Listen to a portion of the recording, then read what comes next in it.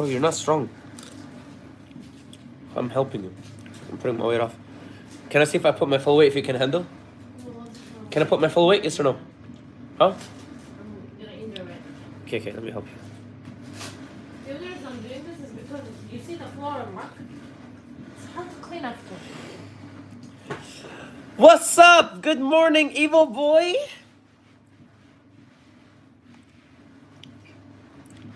I miss you, black face of King of Darkness. I love you, my King of Darkness. I woke up, I slept at 4 p.m. I woke up at 2:30 in the morning. And no, I didn't do an IRL stream. I'm just fishing. But I started the fishing like 3 hours, 2 hours and a half ago. Now I'm eating some Korean food like the Koreans.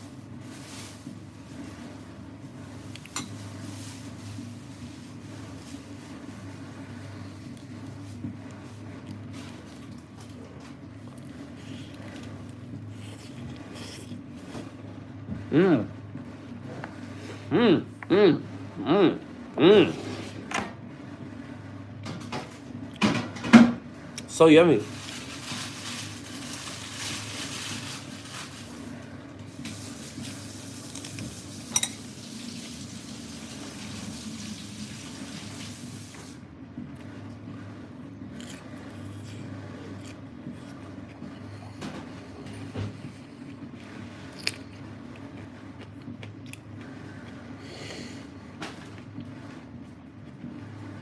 You remember the time when I was really skinny and we discovered putting rice and chicken in the burrito will get me weight, and I got weight after that, you remember? What's up, Mr. Photography? I'm eating some Korean food. Korean. Kuri. Are you excited when you go there and they call you Kuri? Kuri. Get ready. Korea.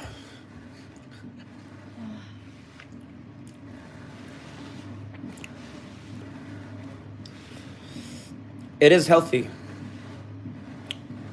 All right, we're at the end of the fishing stream. Welcome back, Maya. Oh, sorry. Autumn.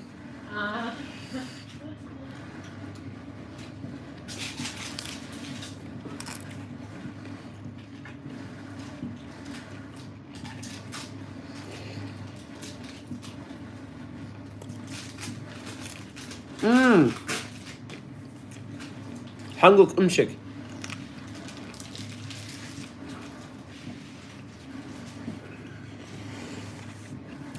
Guys, whoever subscribes is getting a shout out. Subscribe and I'll give you a shout out. Who's Maya? Oh shit. Bro, I have so many girls, bro. It's so hard to keep all of them in my mind. Here, eat some.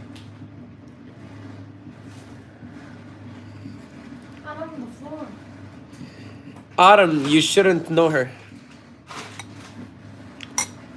I'm eating some Korean food. Kuri food.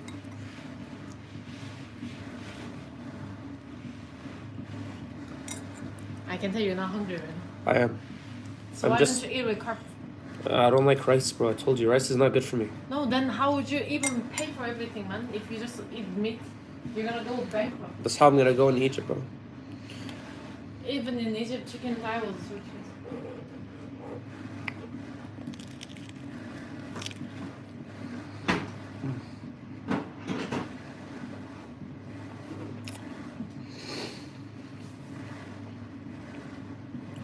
So yummy.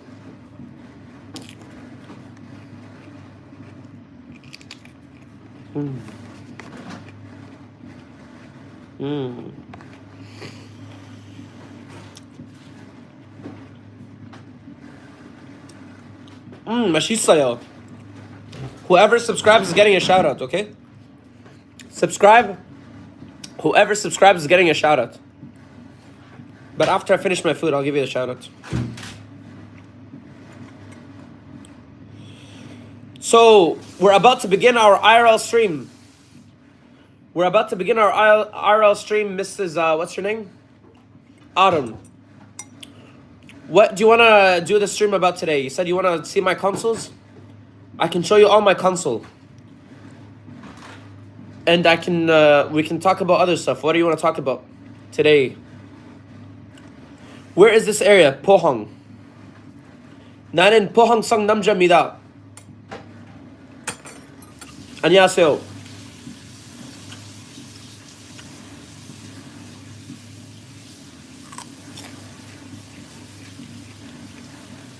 How come you stop you hating Google game from now?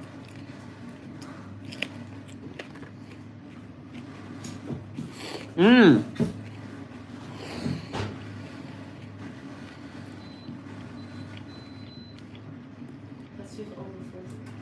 포항성 남자입니다. Me. The sauce is called samjang.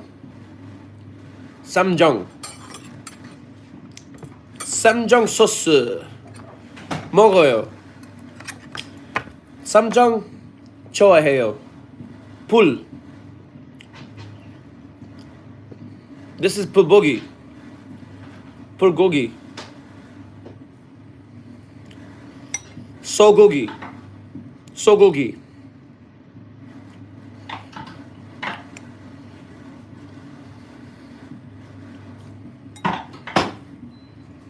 Oh. Help me. Okay, I'm gonna like. You want more? Do you want to watch June? We'll never finish with your dad. Today was your dad's birthday. Did you even tell him happy birthday or no? Forgot. Forgot? Mmm.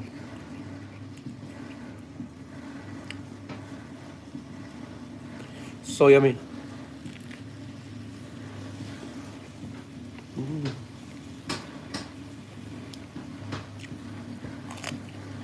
Mmm. So yummy.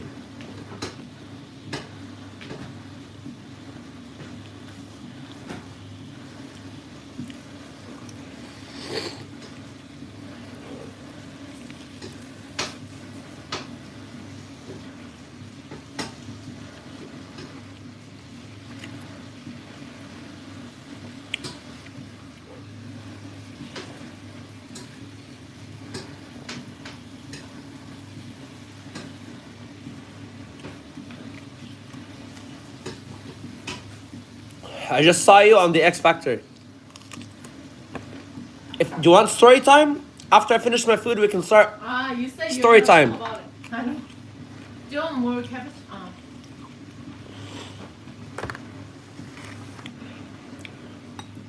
Too much vegetable makes you diarrhea, Oh, okay.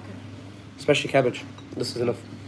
Are you done? Do you want more samjang? You are so cool. Do you want to know story time? Kimchi?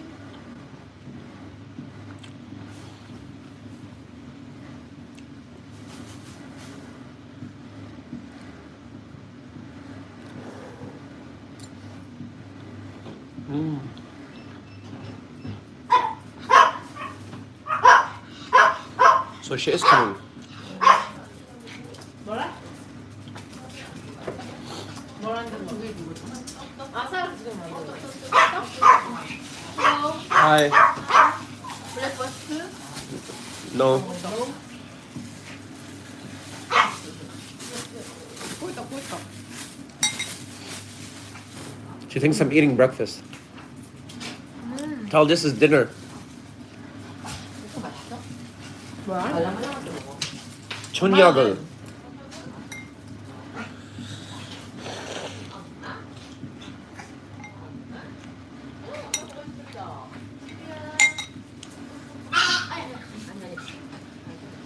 She killed your dog. She sat on him. So yummy, huh? Mmm.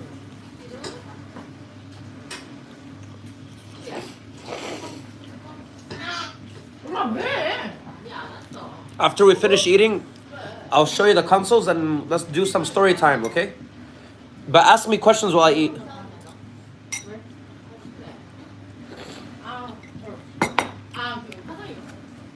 Yes, I am.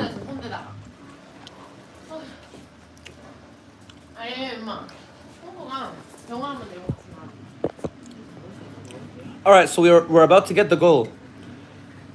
So Autumn, are you still stuffed?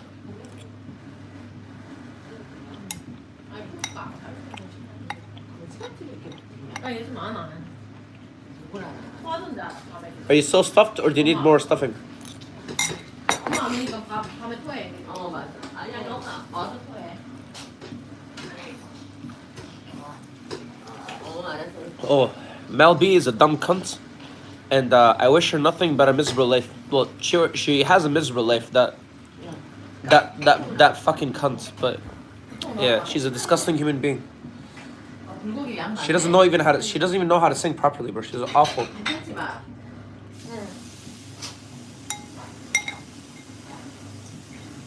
지 앞에 풀지에 관량식으로 했더나 뭐로 했더나. 뭐가? 그 이름이 불고기 이름이 몰라? 썰봐야지 맛있지. 좀 more beef? 있죠. 아 그럼 딴 거구나. All right, I'm done. 따뜻하다면 집이. 아이 보일러? 안 되니까. You want some of this? What is this? What is this? 딱. What is this? 응. Give me tissue, please. Why? 해. There's something on top of it. When is this sickness gonna go away?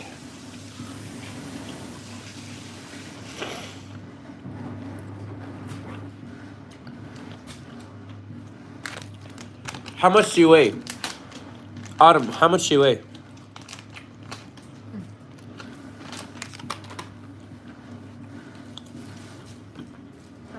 Bro, tell him stop licking my legs. If you lick my leg one more time, I'll feed you to Shiru. Go away, yellow Haiwan grandpa. Why are you licking me, bro?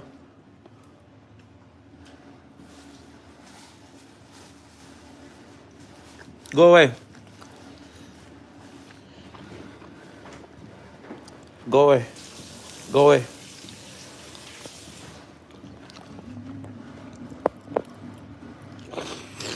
You want more food? Or no? You want more? 5 minutes. Because I need to stream. I gained weight over the holidays, but 68 kilos. I want to lose 4 kilos. No, keep it. Keep it. I'll tell you why you should keep it. Because it's gonna make you... It's gonna make you fluffy. You know what I mean? That's how we like it. Don't lose weight. Keep it like that. That's perfect weight. Okay. So, do you want to start with the story first or the consoles first?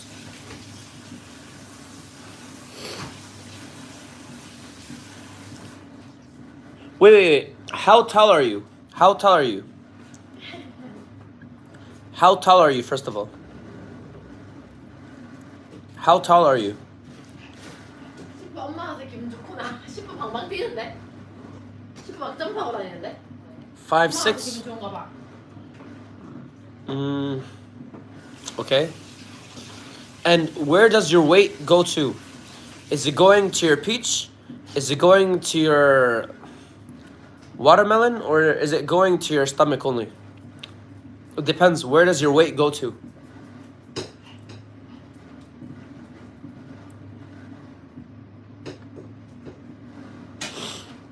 Where does your weight go to? Melons? Then keep getting more fat. Eat more. Eat more. Eat more. But lose weight. Eat more. Top half? Eat more. Eat more. Here, come here. Open up. Eat this.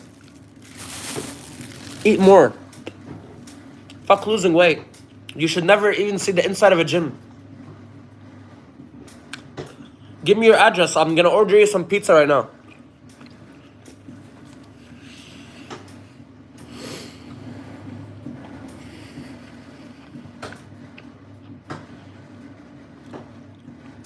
Oh yeah. Yeah, Matt.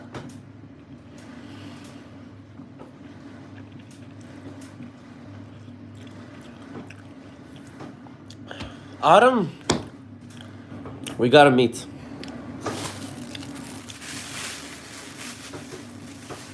Eat more. Give me some. I No, I have to eat to send it to Autumn. My mom. Eat more. My favorite. You just ate my favorite one. Okay. Eat more and subscribe. Thank you. All right. Do you want to see the consoles first, or do you want to talk about the X Factor?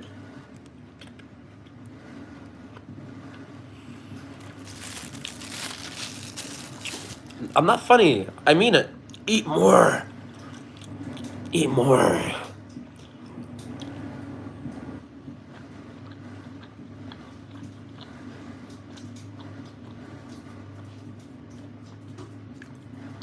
I just don't want to see Autumn becoming another Maya. Yes. Me too. Me too. I hope she's not Maya. Please. Maya's expert. Find him, baby. Yeah. All right. What do you want to know about the X Factor since you're so interested? Tell me. What do you want to know?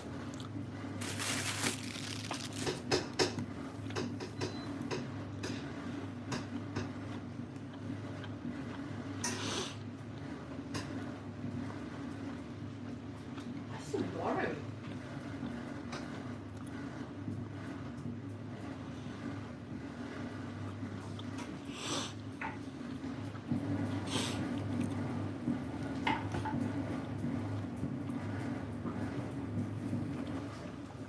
엄마한테 기분 좋구나. Okay. Shall I tell her we So might come let's. early? Huh? She'll happy. What? We might come early. No. Don't put her hopes up. All right. So here's how the story begins. My dad dies, and then I don't know how to deal with this death. So then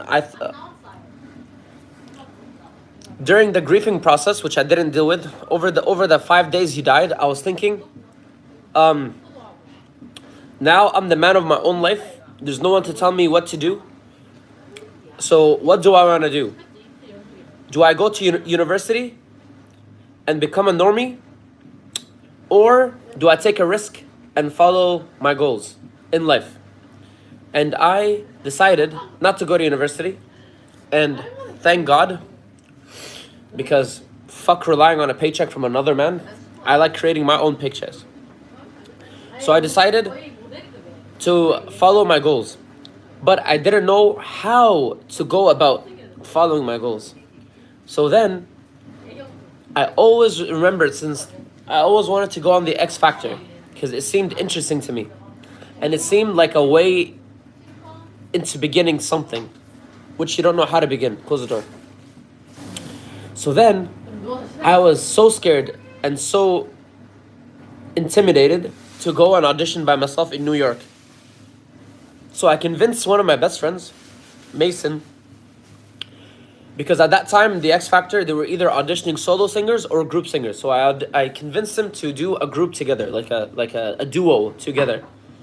And it was called, I named it U-Turn together, okay? So I convinced them to go with me to New York to audition, and we did. And when you go on the X Factor, you don't go straight into the judges, the celebrity judges, and the cameras and the TV. No, you don't. First, you have to go to a stadium and wait outside, okay?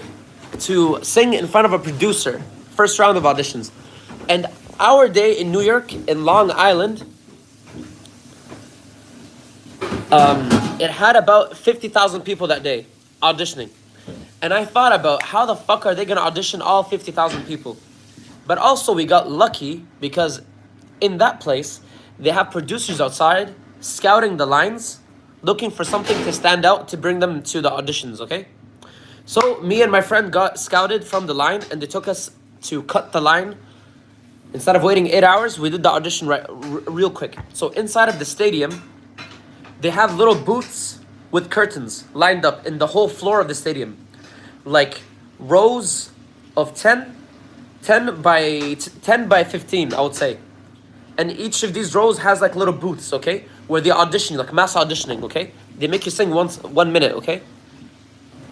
But we didn't have to wait in the line outside in the freezing cold because they brought us in real fast to quit the line. Because I think we looked really handsome and whatnot, okay? So we just stood out. So they took us in. So we auditioned. It was 1 minute.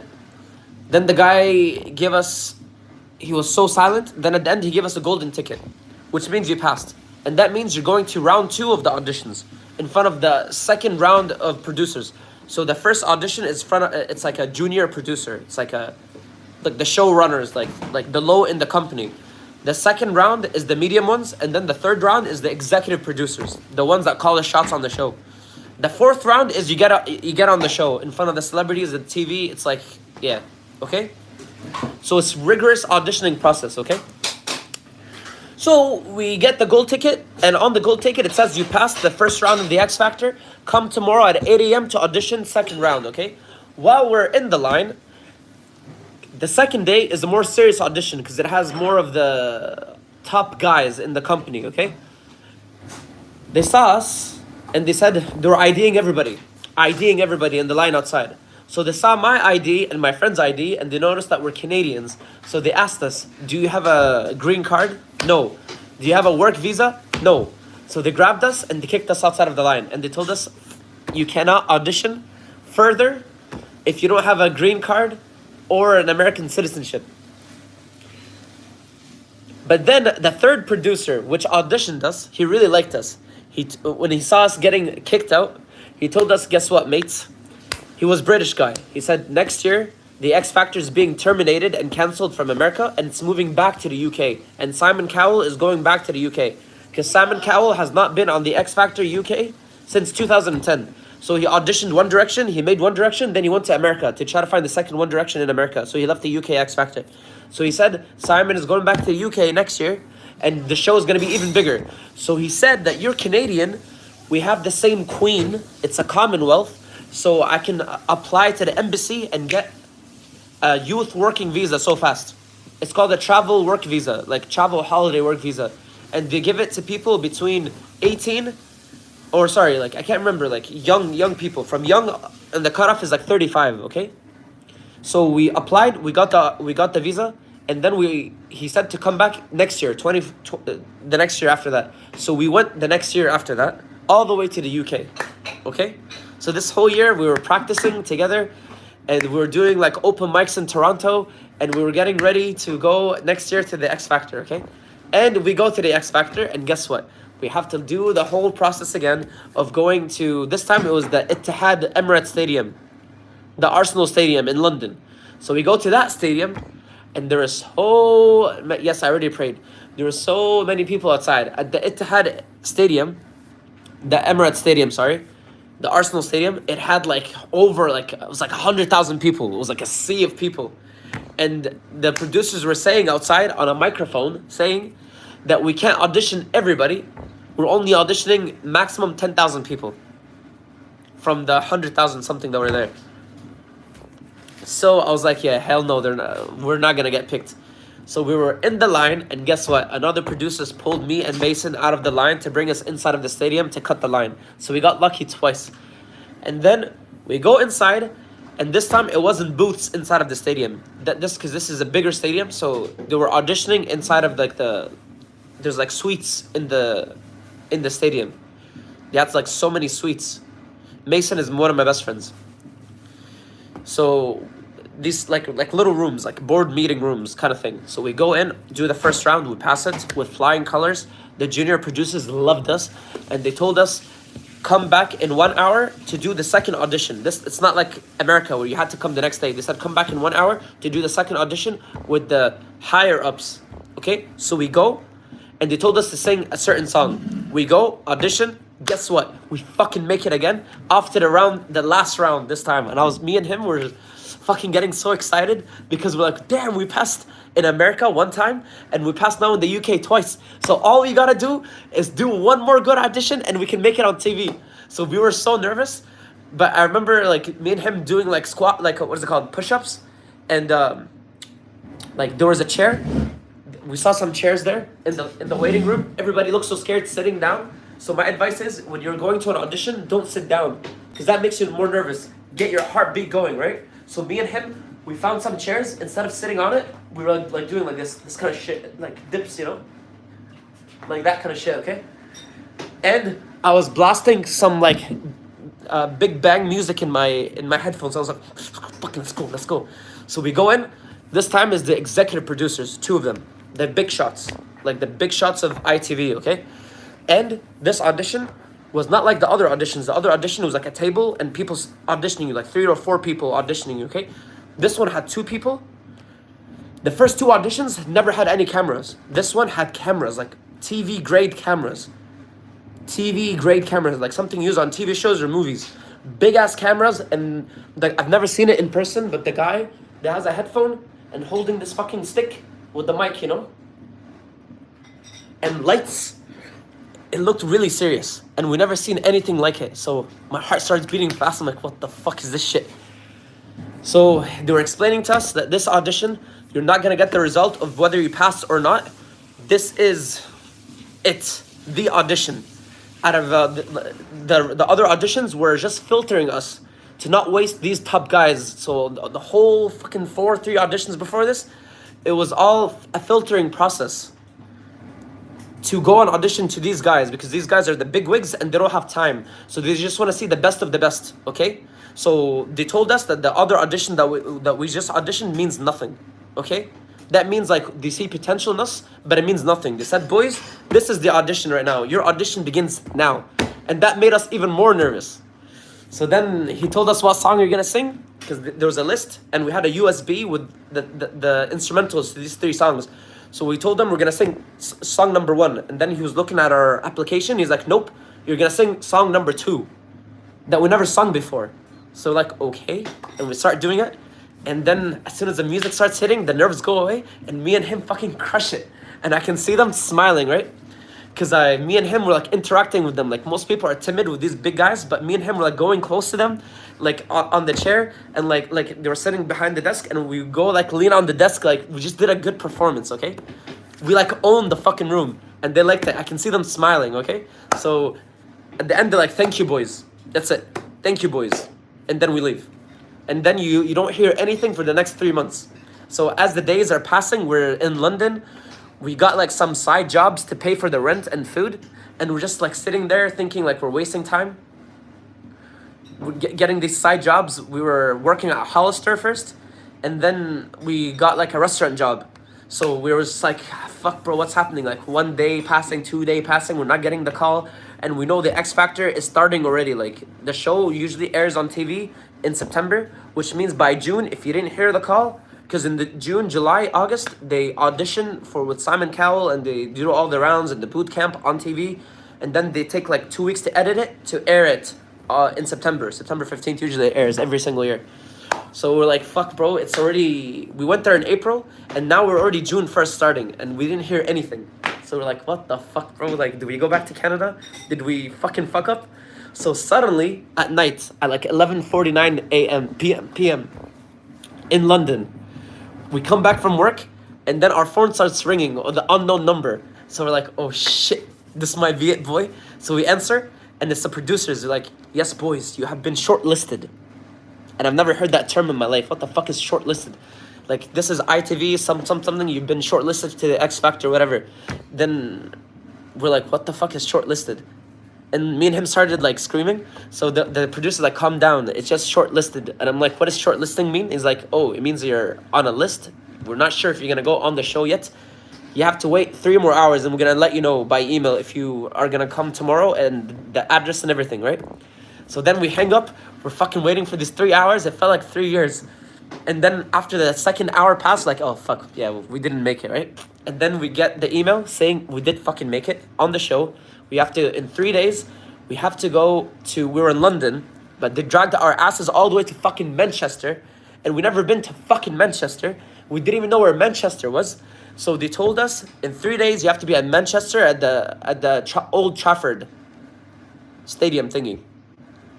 So me and him start packing our bags like fucking fast, and like fucking Googling how do you go to Manchester? We were in London, right? We were at Walthamstow at that time. We're like, fuck, how the fuck do we go, bro? Like from London all the way to Manchester? We don't have a car. We were so young. We're fucking discovering, and then we saw like some bus that we have to go to like Old Cross, what is it called? King Cross Station, and then take some, oh my god, it was hectic, bro. We were fuck, and like the time we have to find hotels too, bro. We're like, fuck, like how, where are we gonna sleep? And like, so we like assigned different goals to each person, right? I was responsible of the Airbnb, and he was responsible.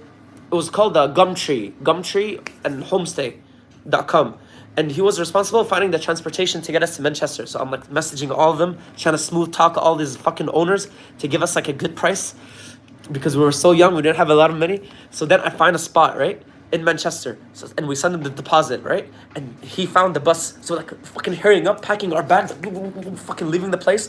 Like we packed our suitcase, we're like fucking leaving London now, right? Fuck London, we're not coming back here, right? And we go to Manchester. And yes, the day begins, okay? So the audition was supposed to be at 10 a.m., right? But we know from experience that when they tell you to come at fucking 10 a.m. to audition, you're not gonna audition until 11 or 12 midnight that day. So we were like being strategic here. Like, okay, if we wake up early and then we go wait outside, we're gonna lose our energy before 11 or 10 p.m. where they actually audition us in front of Simon Cowell and Mel B and all these fuckers, right? And Cheryl Cole and Louis Walsh. That was the judges that year, okay? So we just overslept, okay? And then when we woke up, our phone was blowing up from the producer saying, where the fuck are you guys? And they kept calling us like, you have to get your asses here. And we're like, yeah, okay. So then we started doing our hair and shit. The day before, we got like nice haircuts. And my hair was like blonde at that time, or bleached like purple. It was like a cool color, okay? Like platinum blonde. So it takes time to like style it. So we're styling it and shit, bro, getting dressed. And we go there for 1 p.m. And we're supposed to be there at 7 a.m. And the producers were like, where have you been? And we know, bro, they're fuckers, bro. At that time, we knew them, bro. They always tell us come early, and then we don't audition until midnight, bro. So we knew this is gonna be the same. So when we got there, guess what? Another waiting line with like 30 people. And these people were the people that made it on the show. Like they even had the winner of that year. So it's like, that's it, the final cut that's gonna be on the show. So we saw the first place winner, the second place, third place, fourth. We saw all the people, like, yeah. But that guy that year, his name was Matt something. He got number 1, but then nobody heard about him after that. Okay, so I was like chilling with that guy a lot, right? The winner of the X Factor. So it was the guys that are gonna like be on that season. So we're like talking to them, chilling, and while they're waiting for people to audition and setting up the cameras, they were doing like some skits that go on the show. So they're like making us do some skits and like B skits and like interviews. And you go outside and there's like X Factor fans there, and they're all like a lot of girls there outside to be filmed, and like to show you like they bring a lot of like the people that love the show to be on the show, like extras in the back, and they audition all the contestants, and they have the fans in the back. And surprisingly, the girls there was about like 100 to 150 girls, and they were not taking pictures of everybody, but they wanted to take pictures of like 4 other guys and me and Mason. They wanted to take our pictures. So that time we're like, whoa, bro, what the fuck, bro? Didn't even start and they're asking for our pictures. We're like, it was like a cool feeling, right? And they set up these like stools outside with the X Factor lights and the banner behind you and the logo, and like they were interviewing you. You know the interviews that they give you on the show before you audition? Like, what's your name? What's your background? How old are you? What do you inspire to be? What's your family life like? Like so many fucking questions. So many fucking questions. And then they make you do like some cute skits where you jump up and like throw confetti and shit, bro. It's like the shit that they do like to cut in the show, you know? So we got there at 1 p.m. and we didn't audition until 1:30 a.m. in front of the producers, which was crazy long, bro. Like we were nervous the whole time, and we went outside to try to find food, and then we'll come back and like fuck, we were starving, and they don't give you food. So yeah, anyways, we were killing time, and every like 1 hour, me and Mason would go find the emergency staircase, you know, the fire exit, and practice our songs there, okay? Because we were so nervous.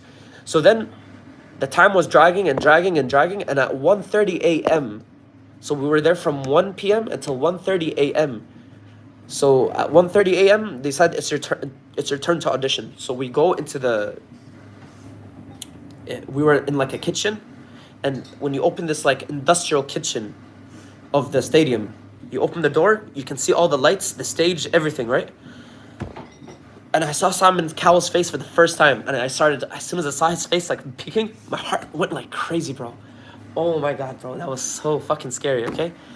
So then they told us, all right, boys, they mic'd us up, they put some makeup on us, and they're like, all right, it's time to go, right? So we go in, I step in, there's so many lights, and the stage, like the judge's desk was fucking high, right? And they told us that Simon saw our audition tape, and he really liked us. And they told us this, right? Before we auditioned, we had he said he's an A&R from Psycho Records. Okay, so he's the person that scouts talents so we can sign them after the show. He told us this, I will never forget it. He told us, we saw your audition tape. Remember the fourth audition with all the lights? He said, we saw your audition tapes, we saw your energy, and we think you guys got extremely good potential and good chance. So all you gotta do is do a good performance to Simon Cowell, and you guys have a good chance at getting a deal after this, because the show is actually rigged, right? It doesn't matter who comes first, second, third, and fourth. The label is already watching you, okay? And the whole show, the premise, even talking about it, is to make him a handshake. And the whole premise of the show is to put you in front of the audience, potential market, the potential like audience. So when the show is done, they want to sign somebody and start making money off them in concerts, albums, whatnot. They have a whole machine system, right? So the show is a facade. The show is like a promo tool to showcase the future crop that only 1 or 2 of each season will be signed to the record label. It's Sony/Psycho Music Records, right? So that we had the head A&R from that company, Psycho. The head, I'll never forget it. The head A&R telling us, I personally saw your auditions and we think you guys have huge potential. But all you gotta do is do a good audition in front of Simon Cowell. Impress him and it's done. It's over. So that put us, at that time, we were extremely young. We were so underprepared, no experience, and that made me buckle up. You know, they say like, in some moments, either you make it or you break it. Well, guess what? I walk in after hearing all this, like, wow, this is it. Like, and I was so young. It's like, wow, if I actually do just one good audition and impress Simon Cowell, and the record guy likes us already, it's done. Like, we're off to the races, basically.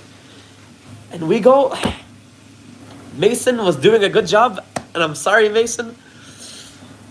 But me and him were like having some arguments beforehand. I don't want to discuss more. But I'm a guy that likes to be overly prepared for these things. And before we got the call, Mason thought that we're not going to make it on the show. So he left to go to Germany for 1 month to be with some girl that he met online, okay? So me and him have not rehearsed for 1 month. And my doubt kept coming into my head that we haven't rehearsed for a month. The song is not prepared. And when we did the rehearsals in the staircase, I didn't think it was good. So all that shit was coming in my head. Then I walk on stage, I see Simon Cowell for the first time. That was my first time seeing celebrities. First time seeing Simon Cowell in my face. Mel B from Spice Girls, Cheryl Cole, and Louis Walsh. It's like the people that I grew up watching on TV. Because I grew up watching the X Factor. And now I'm on it. I'm like, what the fuck? It just hit me like a truck. My hand starts shaking. Heart going like crazy. I can't breathe. And I'm supposed to start the song, okay? I had the first line, okay? So Simon, when we walked in, he's like, how are you doing, boys? And he was like giving us compliments, how he liked our look. And he said, you guys look so, like, he was giving us so much compliments, right? And the judges all looked so happy, and they were like asking us so many questions, like you've seen it on the show, like, where are you from? How old are you? Blah, blah, blah, blah, blah. And he was like reading our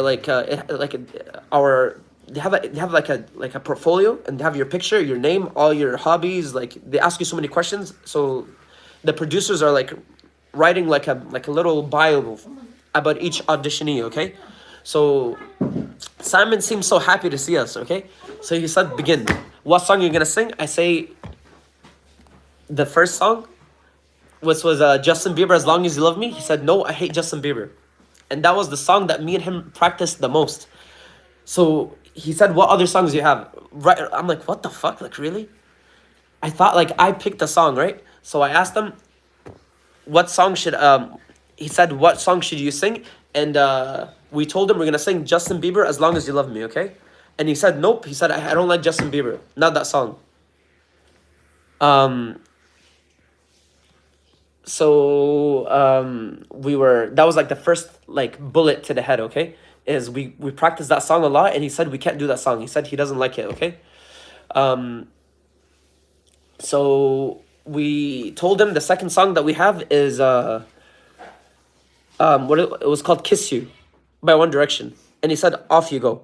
And I was beginning the song and I fucked up. I really fucked up because I really had so many doubts in my head and I was not prepared.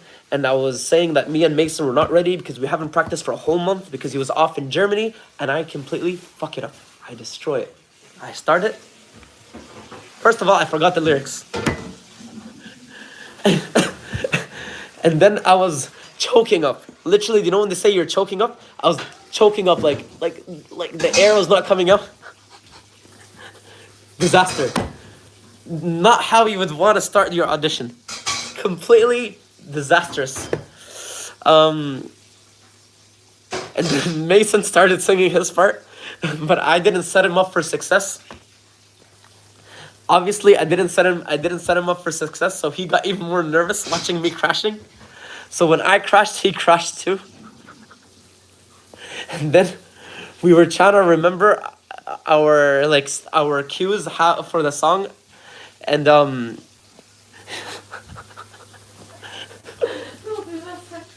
it never got aired. Simon Cowell really liked us, and he didn't air it so it doesn't destroy our potential, right? So they never aired it. So there was a big X on the ground, right? And that X is for the camera, right? When they put an X on the floor, bro, they're not being mean, bro. They're jealous of me, bro. That's the same guy that sent me money. I saw him. He made 6 accounts. He thinks I'm an idiot. I saw him making 6 accounts, this fucking bitch. He made 6 accounts just to say that I have a greasy belly. And here you go. Here's my greasy belly.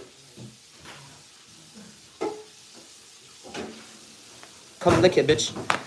Anyways, Una, can you read what this Korean girl is saying? She's been talking for so long. What's she saying? Okay, so let's go back, okay? So, there's an X on the floor. Read from here. She's saying so much. She's losing her mind. What is she saying? Okay, go down. One man show. One man show. What's one man show? And do you need money? You want me to give you money? Why are you asking money? Who, both the girl or the guy? She thinks you're asking for money. Bitch, I'm not asking for money. I'm talking. Oh my god, you don't even know English, bitch. Shut the fuck up. All right, if you guys talk in Korean one more time, I'm banning you. Okay? I can't focus on my story. Okay, so this is the first audition, didn't get aired. So listen, when they put an X on the floor, it's basically, if you don't know about the shows or any show in general, the X on the floor is designed for you shouldn't move away from the X because it's the best place for the mic and the camera to catch you, okay? So me and him were so nervous, and you know when you're nervous, you start to pace around. So instead of actually doing the performance that we rehearsed, I was coming this way and he was coming this way, okay? And there were so many lights we couldn't see, so we bumped into each other. Couldn't be even more disastrous, and he almost fell. And then we were, it's so funny, we were going closer and closer. When we were singing, we couldn't hear each other that well, so we thought maybe they couldn't hear us either. So we were going closer and closer to the desk of the celebrities. I don't know why. Usually when you're scared, you go away from the thing that you perceive as the threat. But me and him were going closer and closer as we're singing. And then Simon is like, stop. And then he's like, sing another song. And me and Mason at that time were like, we really just want to leave and just hide our head underneath the sand, okay? We didn't want to sing anymore. We didn't even want to hear their compliments or their insults. We just wanted to leave, okay? And then Simon is like, no, sing another song. We sing another song, better than the first song, but it's still not good enough. He made us end the song, sing another song. We sing yet another song, and then we can see the other judges, their faces like, all right, end this fucking disaster, okay? But Simon Cowell is making us even sing more song. He made us even sing a fifth song. And by the fifth song, it was decent, okay?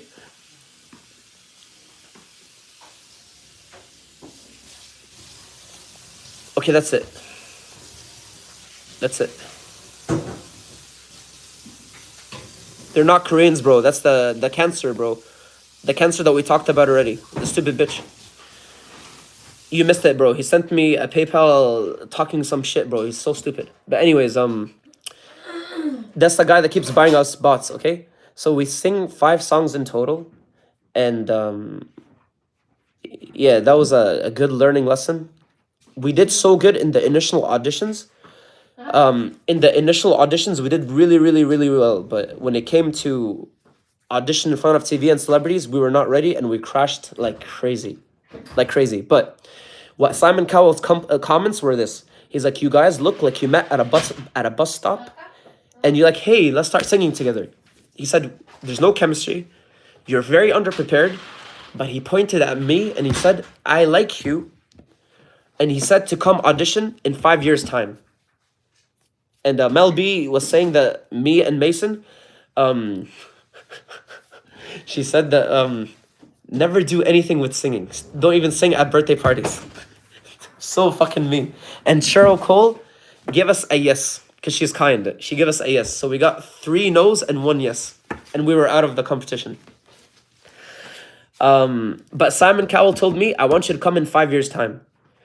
And that's where I really stopped becoming cocky and I started like developing myself, like practicing a lot, going, you can watch my YouTube channel. At that time I started doing a lot of open mics to practice so I don't crash. So I realized, yeah, I love Cheryl Cole. I can tell you more about the comments later, but what I took in my brain is Simon said, come back in 5 years. So then I started going to practice a lot, open mics, any place that was open that had a stage and an audience. I was like, I'm not going to crash like this. My nerves are not going to get the best of me again. I need to get over my stage fright. Because stage fright was the biggest thing in the beginning, right? So I went every single day. I found an open mic in Toronto. I did so many. And I recorded it and I put it on YouTube. Recorded it, put it on YouTube. Recorded it, put it on YouTube. And I started developing my stage presence and the fear went away. And then 5 years time came, and that was at that time 2019. So when 2019 came, I said to myself, I don't want to go and audition again in the cattle call at the stadium and wait in the cold and so many people, because I did that twice. I don't want to do it. So what I did was this. There's 2 options. Either you go in person and wait in the line with the thousands of people, or you can take your chance and send a video on the XFACTOR.com. Send a video of your performance and they can call you. So what I did is just I sent a video. And by the way, every single year I also sent a video, but they never called us. So that's why I wanted to go in person instead of sending, because I thought it was kind of passive, sending a video and waiting for them to respond to you, yes or no. And if you get a yes, they call you. If no, you never hear from them again. So what I did is I sent a video in 2019 and they answered me within 2 hours. So then I started getting even more confidence. I'm like, wow, so that means my video is that good. They answered me within 2 hours. And in the email, they said, you have 24 hours for the audition in London. So I was in Canada at that time. And right away, when I got the email, I went to the barber, cut my hair, booked a flight. And I was on the plane within 4 to 5 hours of the initial email. Went to London. This one was not cattle call audition. This one was at the ITV building right away. Like when they answer you, I had to go in front of the big producers. So I did 2 auditions again to the small producer, but it wasn't 3 auditions this time. It was a small producer and the head producer with the cameras and everything. I auditioned and I think it was a wonderful audition. And then as I'm going home, they called me. So I didn't have to wait 3 months this time. So I was like, whoa, this is different. I've never experienced anything like it.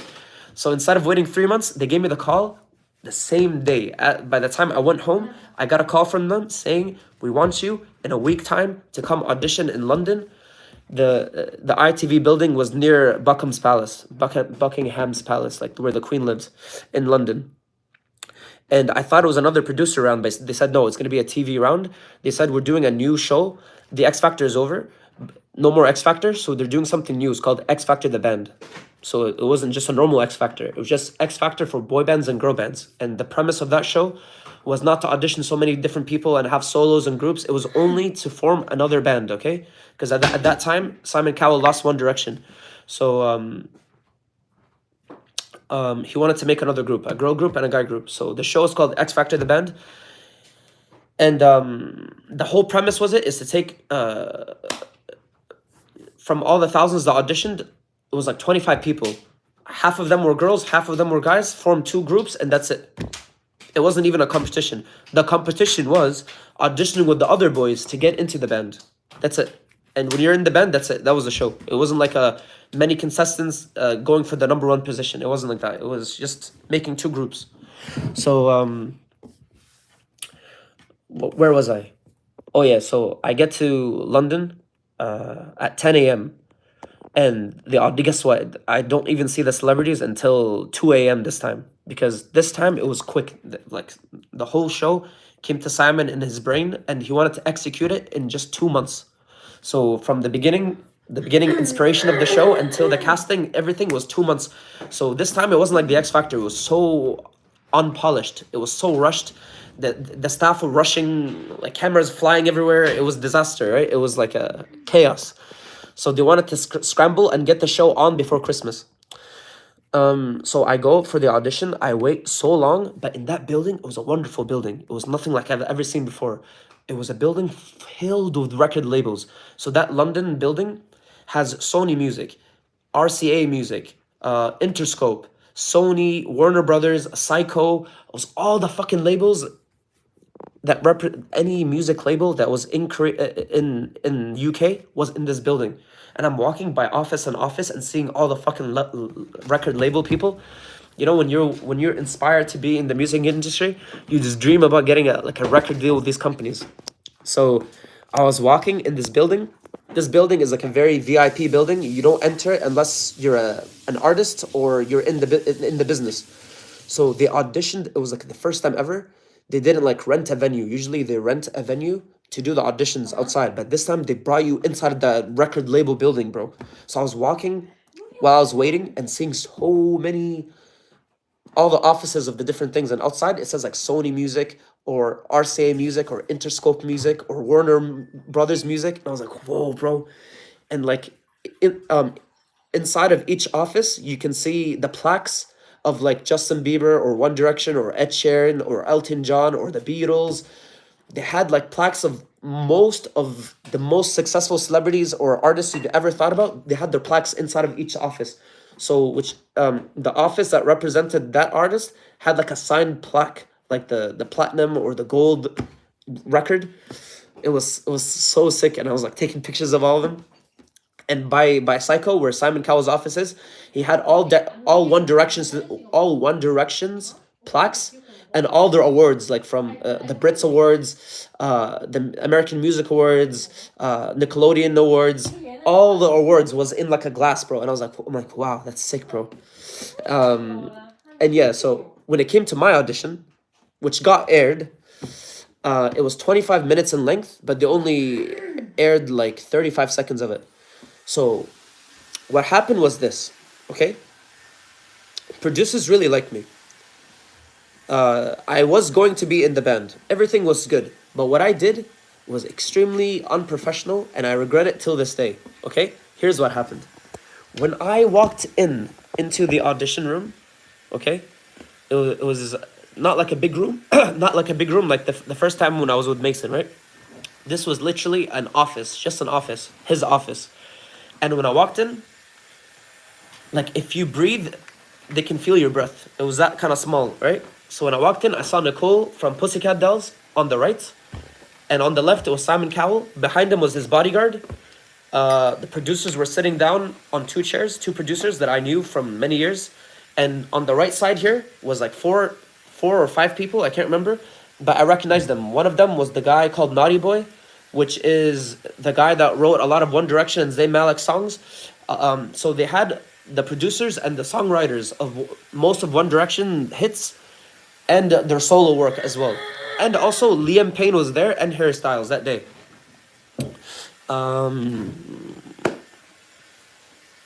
But they were not on camera. They were like helping with the auditioning.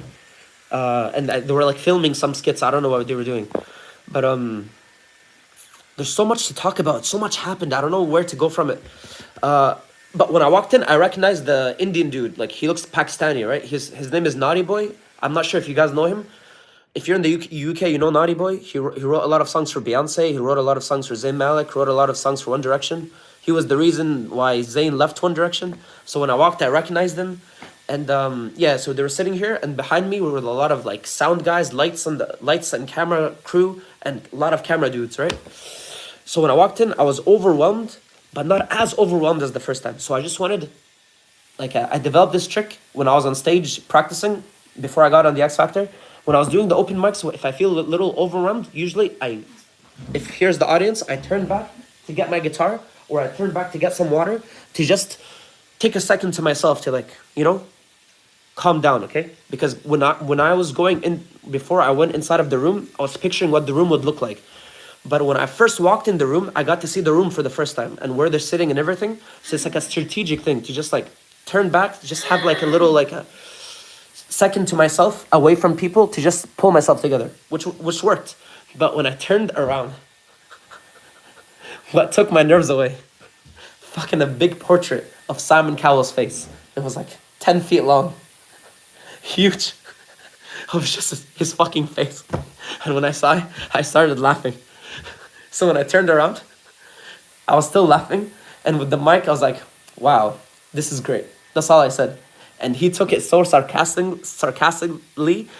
Like, maybe I was the first one to acknowledge the elephant in the room, but everybody in the room started laughing at Simon.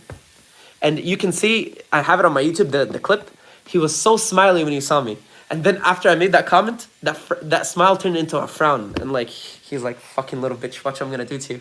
So they made me sing 3 songs. The first one was Ed Sheeran, Cross Me. Second one was Slow Hands by Liam, what's his name? Niall Horan.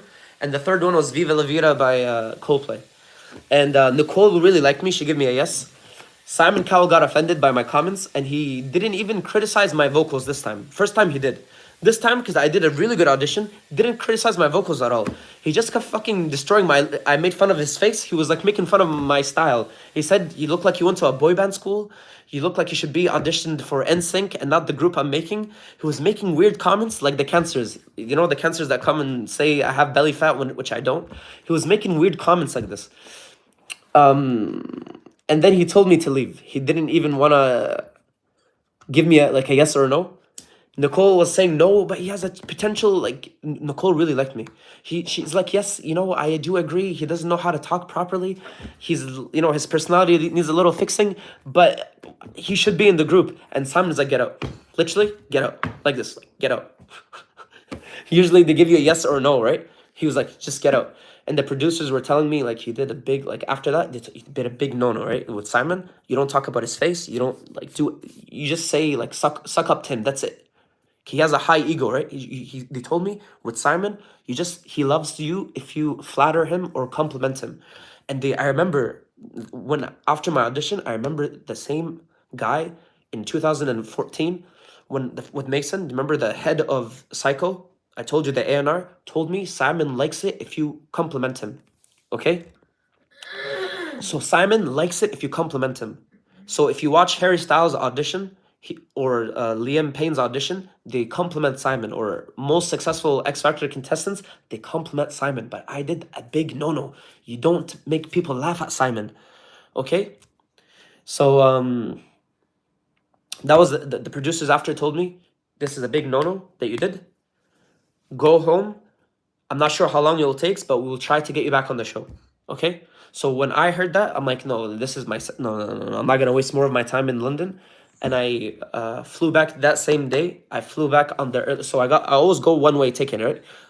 After the audition, I went to see a Coldplay concert thing at the Natural History Museum because they were doing this record called Sunrise and Sunset. It was a small record. They didn't tour it. They had like a small show in London at the Natural History Museum.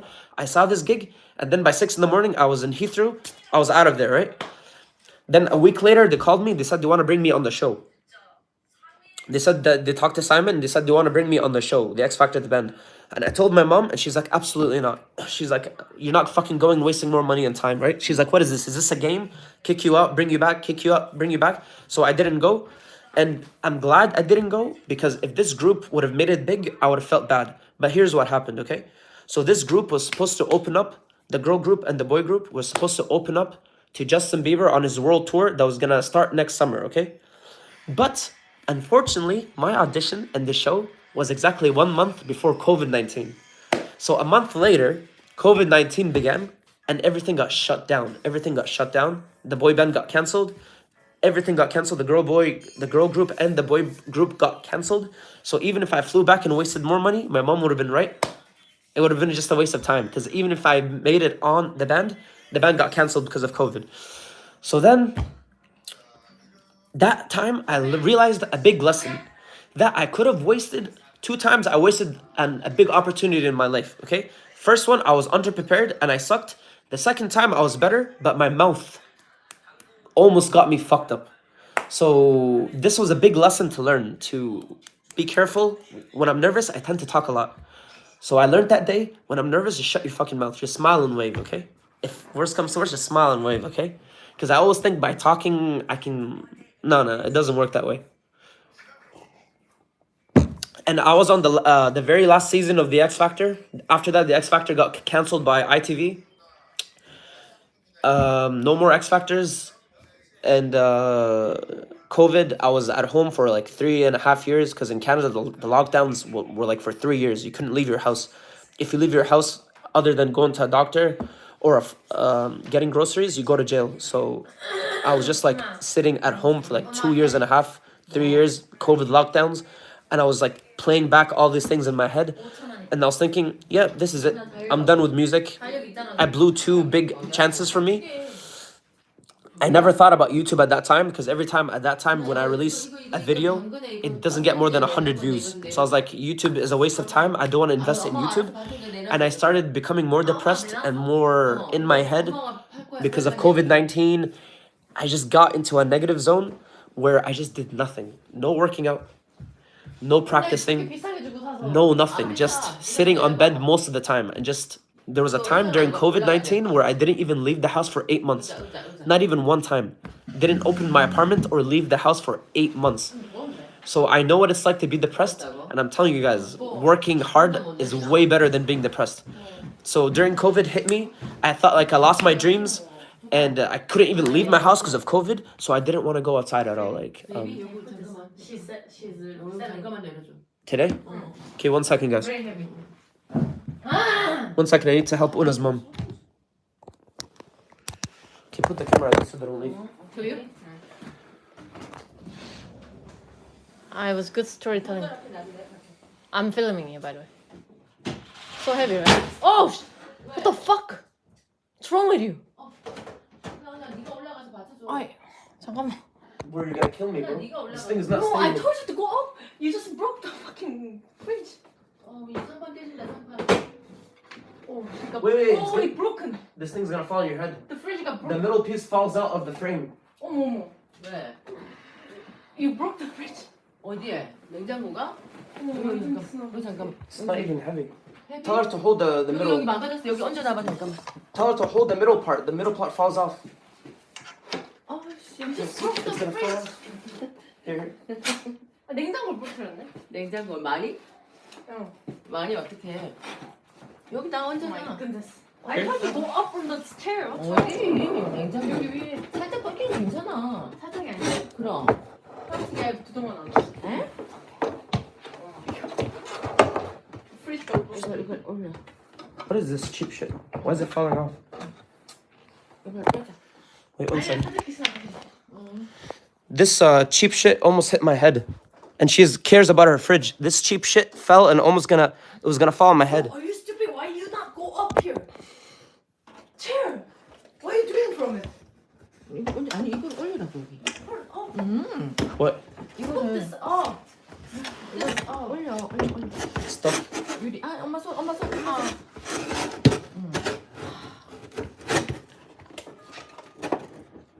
안 되는데. 올려 올려야지. You do this. Shut your fucking mouth already. 내리자 내리자. With your dumb insults, dumb bitch. 내려서 내려서.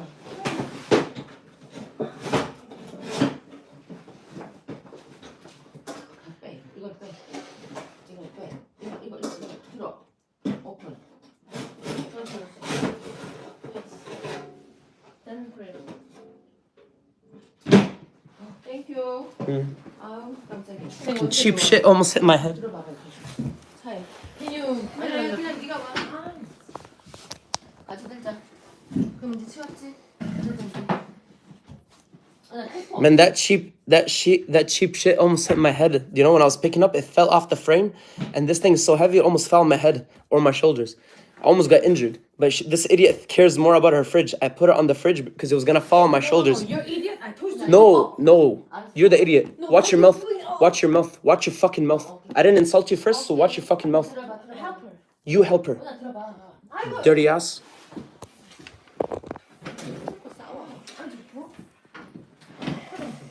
Put a chair for a reason. All right, so where did we leave off?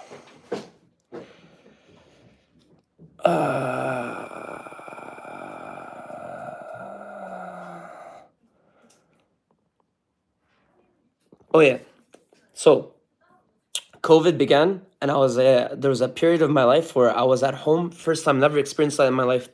I was at home for 8 months, 8 whole months. Never left the house once. Never even took the elevator downstairs because the gym was closed in my building. The swimming pool was closed. So there's no reason to leave the house. So I think that was depression. And I never even got depressed when my dad died. So what I realized in my life, this is what happened. When my dad died, the next week, I went to New York to audition for the X Factor.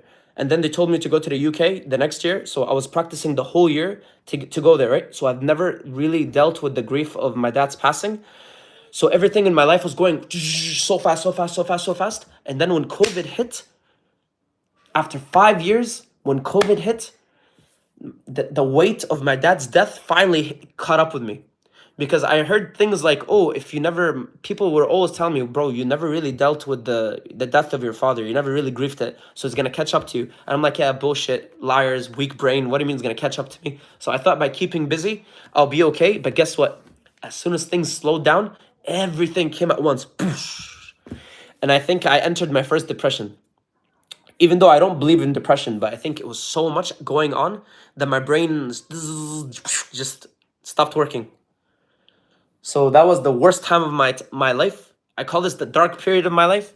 It was so many things happening at the same time on top of COVID. So it was a dark time and I never left the bed, bro. It's not like me. Didn't even do push-ups.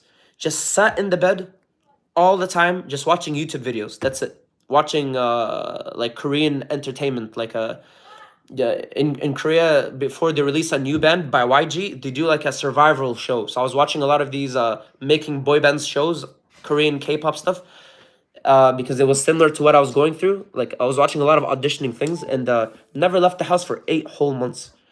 8 whole months, not even one time. Swear, it's a fucked up time. And after the quarantine ended, I met Una right away. So I don't know why she even went for me, because I was in the darkest period of my life. I was so skinny. And she can see, I was so skinny. I was so pale. The skin. And I looked so depressed. And I don't know why she even went for me. So skinny. I didn't even get her when I was the best version of my life. She went for me when I was at the worst version of my life. So it's so easy to keep her now, because I'm at the best version of my life now. So I don't know what she saw in me. But I'm opposite. You made me the best. I don't know what she saw in me, because I was at the worst period of my life. It was literally, I met her the week after I left my 8 months hibernation of not leaving the house for 8 months. Oh my god, you were so depressed at her. I was. Wow. And slowly she brought me back into my normal state. Like she would always encourage me. So that's why even if I break up with her, I'll always thank her. She took me out of this dirty cocoon that I was, and really encouraging me. Like She saw my YouTube channel and she's like, why did you stop singing? I'm like, I'm never fucking singing again. And she would like, no, let's sing together. Let's make covers. And I'm like, never. I'm never gonna do this shit again, okay? So then she would trick me by like doing karaoke. That's why we do karaoke together a lot now. Like in her room, like we'll do karaoke and stuff. But she would look through my videos. Why don't you do vlogs? I'm like, what the fuck? No, ew, what vlogs, bro?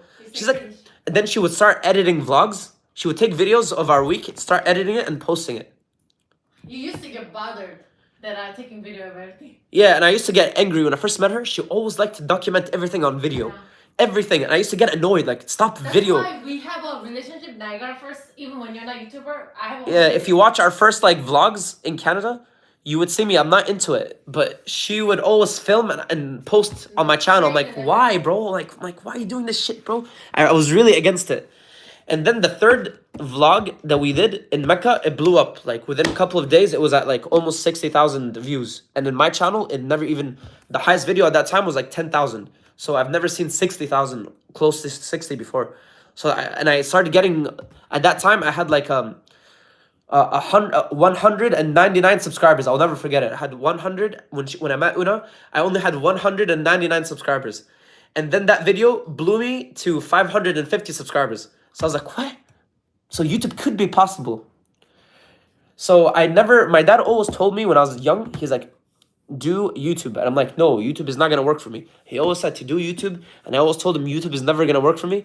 And he would take videos of me singing and post it on his channel, which became my channel after his passing. So I always thought YouTube is not for me because every time I posted a video, it doesn't get views or subscribers. So I thought maybe it's just not for me. And then through Una finding me at my darkest time with the vlogs, it led to, oh yeah, it went from the vlogs, those only, well, I was focused on vlogs and not singing. At that time, I was not posting any singing. And as you can tell, my first cover to be posted in a long time, after years, was All My Love last month. So my first cover after this big quitting thing was last month. And what encouraged me was Ricky and Una always telling me to go back into music. And I said, no, fuck that shit. I quit it. I really did. And I'll tell you something. Quitting is not an option. And giving up is not an option because it kills you inside. I was so depressed. I lost who I was. I lost my spark. And I was becoming like a corpse, basically. I was alive, but there was nothing, bro. Like, there was nothing. I was becoming like a fucking zombie. So I would always encourage you guys, pursuing your goal is a lot better, and it doesn't matter if you get it or you don't. Pursuing your goal is better than giving up. Giving up is death. It's death to your character. It's emptiness. It's pure darkness, no hope. So going after your goals is better than giving up, because I experienced it. So yeah, it went from vlogs to, I was still very strong-minded that I don't want to do any more singing anymore. Like I put myself out there too much and I was so disappointed and I was like, no more, bro. I don't want to feel this way ever again. So I was becoming so negative, okay? And after I did vlogs for about a year, my mom met me in Egypt and she got me a gift, the PlayStation behind me, this one, this beautiful PlayStation. And inside this PlayStation 5 had a weird mechanism that you can live stream straight, no softwares, no nothing, no PC. You can live stream directly into YouTube. So I started my first stream by accident, and it was Astrobots. Obviously no views, and I just did it for fun. I was like, might as well, I'm playing the game. And back then I didn't even have a camera, so it was like a no-brainer. It was just audio, right? And I didn't even know people can listen to my voice, because at that time I didn't know that the PlayStation controller has a mic inside of it. So I was like, if you watch my streams, maybe you'll catch a lot of things, because I was just talking and playing and I didn't know people were listening. I thought you were just streaming the gameplay, because I thought you needed a mic and a camera for people to hear me and see me, right? So they couldn't see me, but they could hear me. So I was playing for like 3 weeks without noticing people can hear me. And then I got into Spider-Man 1 and I noticed people are starting to subscribe. And like, yo, we can hear you. Like me and her were having a weird discussion and they're like, oh yeah. I was like telling her that I want more girls, and the guy's like, yeah, fuck bitches. And like he said that on the, because I had voice to chat. So we heard some voice, like people texting for the first time. We're like, what? So it went from that, but I didn't pay attention to it. Like when I started game streaming, I didn't think it was gonna help my channel at all, right? It was like 1 subscriber, so didn't really think much of it. And that led us, and I played this first series from April, May, until June. Then it brought us to June 1st. June 1st. June 1st, 2024. Which is, everything is linked in life. If I didn't have this PlayStation 5 doing game streams, Una wouldn't get the idea to tell me to start live streaming. So we were there at the fireworks competition that happens in this area at the beach once a year. Every June 1st that happens. So we're at this fireworks competition, and then I was just filming footage for the vlog, the weekly vlog.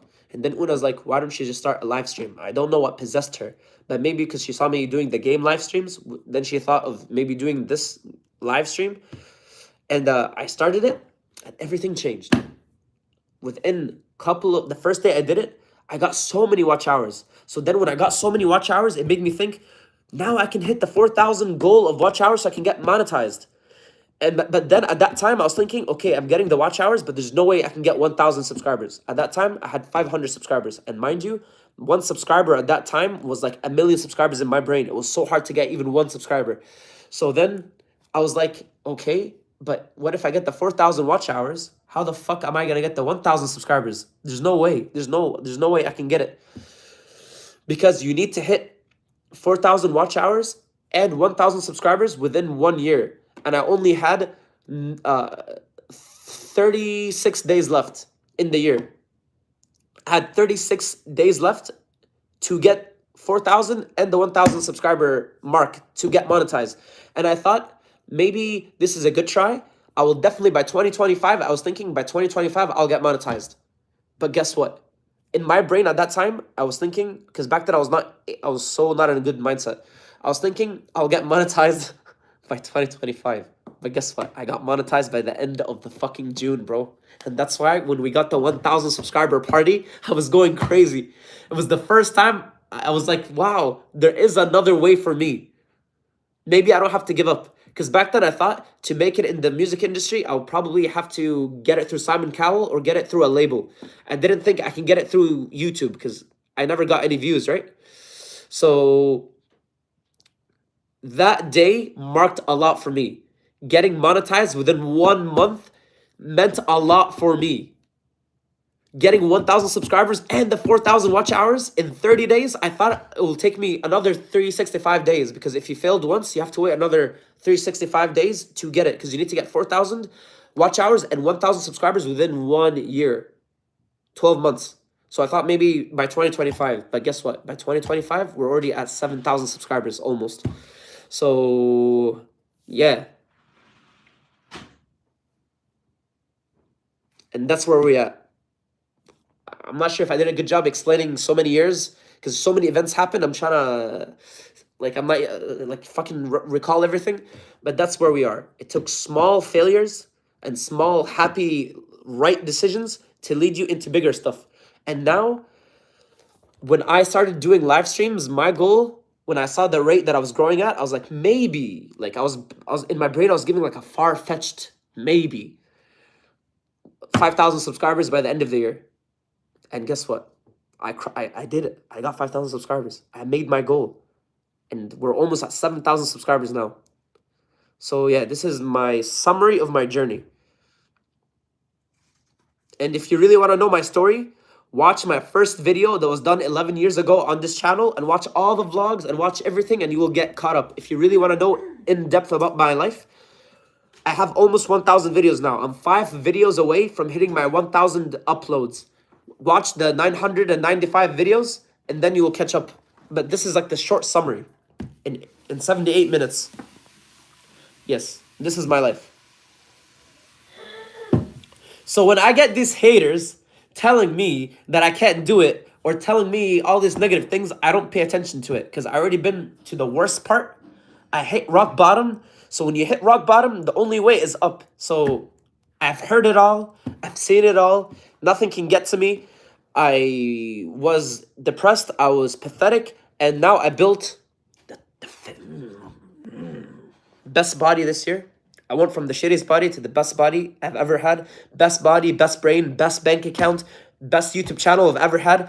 This year, I said I'm going to change my life.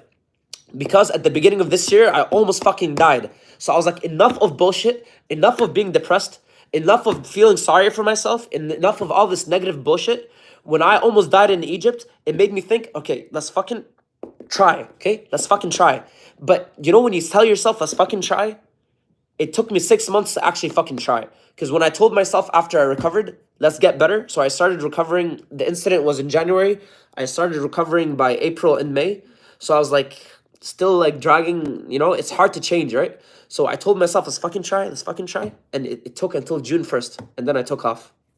And I started getting so many wins, so many W's. Improved my body 6 months, improved my brain, improved everything, bro. So yeah, that's where we are at.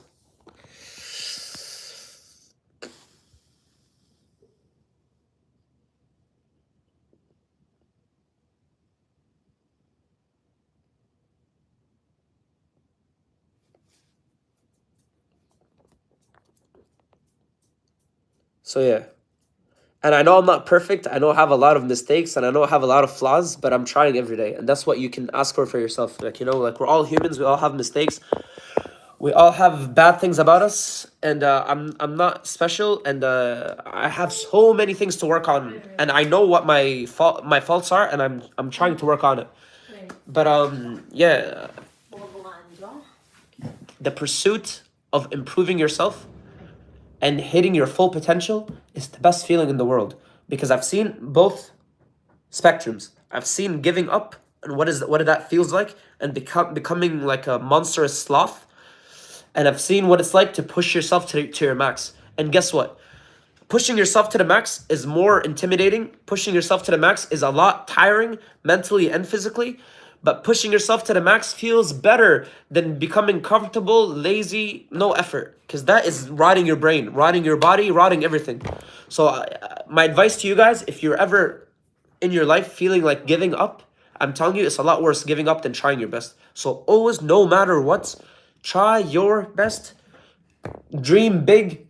Put your goals and aspiration as big as possible. And if they don't scare you, you're not dreaming big enough. Your goals and aspiration have to be fucking threatening.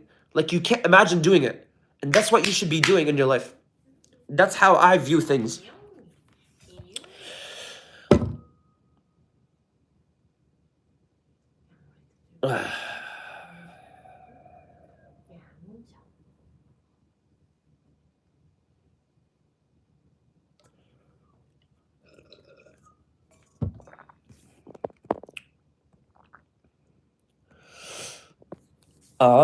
He screams at people.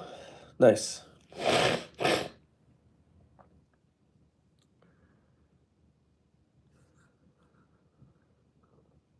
Why? Bro, I've seen something disgusting, bro. I've seen this girl putting Shipo's face in her mouth. She was eating his mouth. What's wrong with you? Do it again, I dare you. I want to put it. Do it again. No. Bro, I just looked to my right and Una was putting his face in his mouth. All right, bye, Matt. You got it. Thank you for being here, Matt. Love you, bro. So yeah, this is yeah.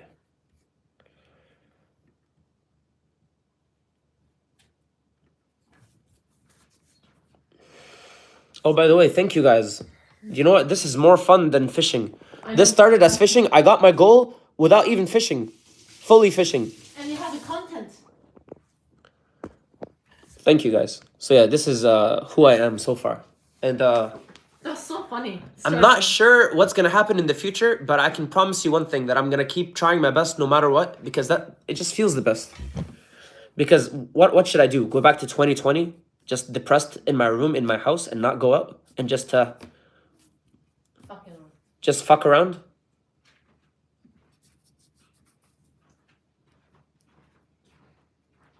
Maybe what should we do? I don't like the beef smell. You look disgusting. By what? Because listen, I have a lot of energy, okay? I have a lot of energy, okay?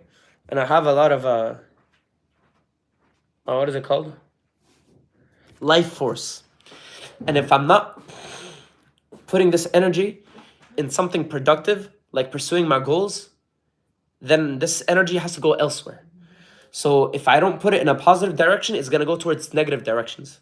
So it's better doing it this way, because if I don't put all my energy and effort into positive things, the devil is gonna come to me and try to tempt me into like doing haram stuff, like hunting a lot of girls, fucking a lot of girls, doing haram stuff. Ugh, I don't want that shit. I already seen what that road leads you, and it leads you to disaster. Because God in the Quran said, if you follow the devil into his dark directions, you will have a miserable end. And I don't want miserable end, because that's like if you start going after that, if you go after just your desires, it's like a bottomless pit Is this of destruction. your longest time? There's no ending. Is this your longest time dealing with so much haram? Yes.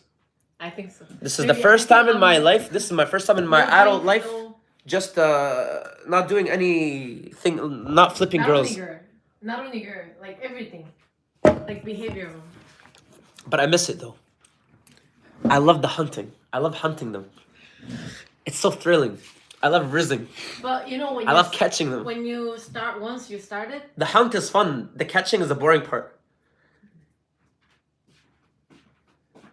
I remember, like, even when you're clapping the cheeks, for me, that's not thrilling. The thrilling part is the hunt. It's the chase. I love that shit. Especially the girls that are the hardest to get. And then when you catch them. But that's a waste of energy. I rather put, instead of hunting that, I rather hunt my goals, bro. It's way better.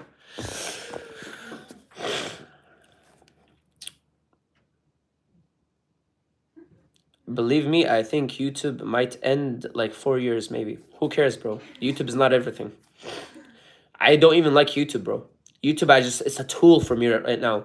There's gonna be other tools in the future. I don't like YouTube. I'm not like Mr. Beast, like giving my whole life to YouTube. I see YouTube as an opportunity, and I see it as a tool to propel me into the things that I want to conquer and achieve in this world. So I see YouTube as just a tool right now, and I'm using it. But if YouTube gets disbanded or YouTube goes away, it's not the end of the world, bro.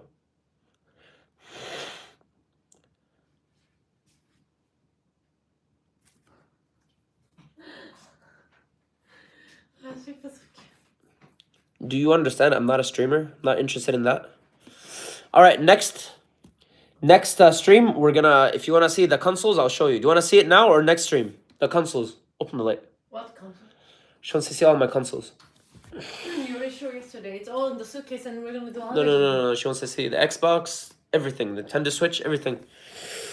Yeah, do you want to see the consoles now or next stream?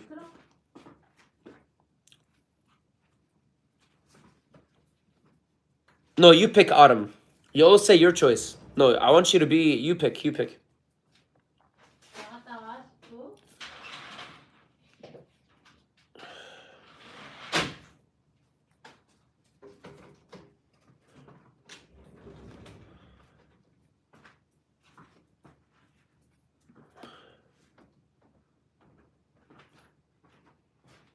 Yeah, next stream is straight after this. Bro, this guy's in love with me. This guy is in love with me. The guy that comes here and keeps talking, that says I have belly grease and whatever, and making so many accounts. Though this guy has been trying to destroy my channel for the last 5 months. He sent me another super chat, another PayPal with a note. You're a loser. Come and front me in Discord. You're going to get exposed. Yeah. The fuck is this guy a fucking loser, bro? Is that the person who spoke to Smigo? Do you remember? I don't know, bro. He was asking Smigo to do live chat in Discord. Let me send him a message by fucking loser.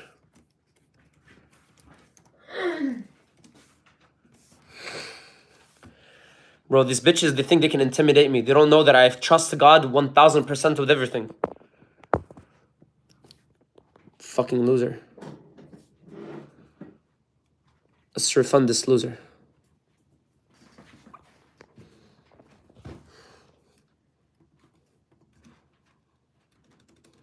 But don't you wonder what Discord he has? Who is he? Go to his site, please.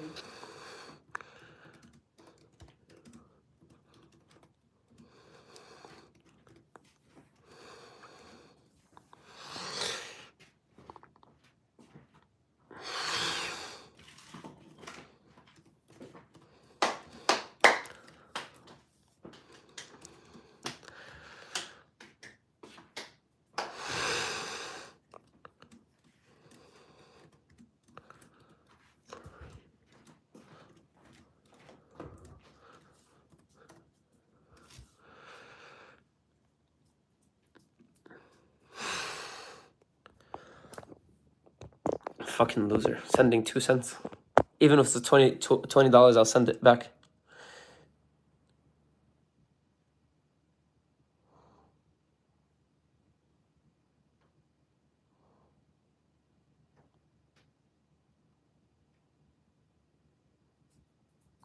Bro, I'm sending his money back. Bro, I like what is the word? I like egging them on. I like burning them, bro. Let it go, bro. I like it. Keep fueling it. Keep fueling it. Let's go. I don't care. They have nothing on me. And even if they do, I don't give a fuck. You don't know my personality. Like, these pussies cannot intimidate me, bro. I've been through so much in my life. They cannot intimidate me, bro.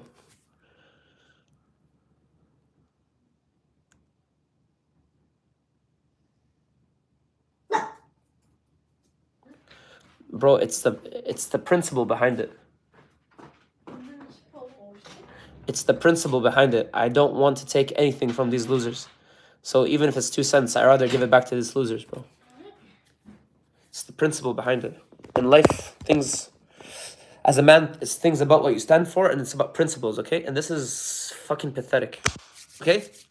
Mango.